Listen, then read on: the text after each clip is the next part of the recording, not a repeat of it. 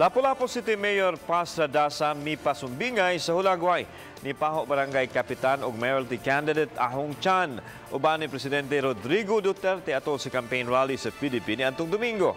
Si Chan sa iyang interview kakahapon mihulagway nga nabalaka na ang iyang mga kaatbang tungod sa endorsement sa presidente kaniya. Wa mo komentaryo si mayoralty candidate Arturo Boy Rada sa kalabot nini.